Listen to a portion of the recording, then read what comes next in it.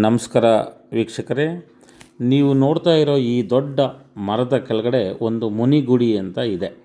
ಇಲ್ಲಿ ಮುನೇಶ್ವರ ಅನ್ನೋ ದೇವಸ್ಥಾನ ಇದೆ. ಈ ದೇವಸ್ಥಾನದಲ್ಲಿ ಅಂದ್ಕೊಂಡ ಕೆಲಸ ನೆರವೇರಿದ್ರೆ ಇಲ್ಲಿ ಪೂಜೆ ಮಾಡಿ ನೂರಾರು ಜನಕ್ಕೆ ಅನ್ನ ಹಾಕುವಂಥ ವ್ಯವಸ್ಥೆ ಇದೆ. ಈ ದೇವಸ್ಥಾನದಲ್ಲಿ ನಮ್ಮ ಮಾವ ಹರಕೆ ಕಟ್ಕೊಂಡಿದ್ರಂತೆ.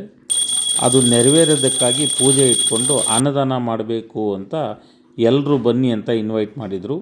ಅದಕ್ಕಾಗಿ ಇವತ್ತು ಎಲ್ಲರೂ ಇಲ್ಲಿ ಸೇರಿ ಒಟ್ಟಾರೆಯಾಗಿ ಅಡುಗೆ ಮಾಡಿ ಭಕ್ತಾದಿಗಳಿಗೆ ಹಾಗೂ ನೆಂಟರಿಷ್ಟಗಳಿಗೆ ಪ್ರಸಾದ ಹಂಚಿದ್ವಿ. ಈ ಥರ ಅವಾಗವಾಗ ಪುಣ್ಯದ ಕೆಲಸ ಮಾಡೋದಕ್ಕೆ ತುಂಬ ಖುಷಿಯಾಗುತ್ತೆ ಅಂತಲೇ ಹೇಳ್ಬೋದು. ವೀಕ್ಷಕರೇ, ಒಂದು ಮಾತು ಹೇಳೋದಕ್ಕೆ ಇಷ್ಟಪಡ್ತೀನಿ. ಈ ಹಿರಿಯರ ಬಯಕೆಗಳನ್ನು ನೆರವೇರಿಸಿದ್ರೆ ನಮ್ಮ ಜೀವನ ಸಾರ್ಥಕ ಅನಿಸುತ್ತೆ ರೀ.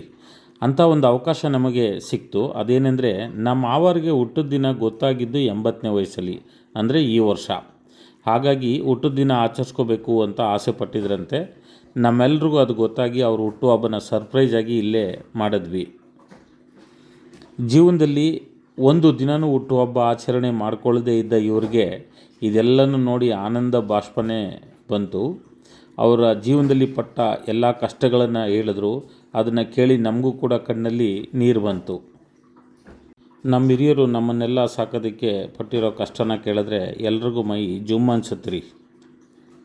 ನೋಡಿ, ಎಲ್ಲರೂ ಕೂಡ ಮಕ್ಕಳು, ನಾವು ಮೊಮ್ಮಕ್ಕಳು, ಸೊಸೆಯಂದರು ಅವರ ಆಶೀರ್ವಾದವನ್ನು ತಗೊಂಡು ಭಾಳ ಖುಷಿಪಟ್ವಿ. ಗ್ರೂಪ್ ಫೋಟೋ ಕೂಡ ತಗೊಂಡ್ವಿ. ವೀಕ್ಷಕರೇ, ನೀವು ಫ್ರೀ ಮಾಡಿಕೊಂಡು ಈ ಮುನಿಗುಡಿಗೆ ಒಟ್ಟು ಕುಟುಂಬದ ಜೊತೆಗೆ ಬಂದು ಪೂಜೆ ಸಲ್ಲಿಸಿ ಹಿರಿಯರನ್ನು ಖುಷಿಪಡಿಸ್ಕೊಂಡು ಎಂಜಾಯ್ ಮಾಡ್ಕೊಂಡು ಬನ್ನಿ ಅಂತ ಹೇಳೋದಕ್ಕೆ ಇಷ್ಟಪಡ್ತೀನಿ. Thank you.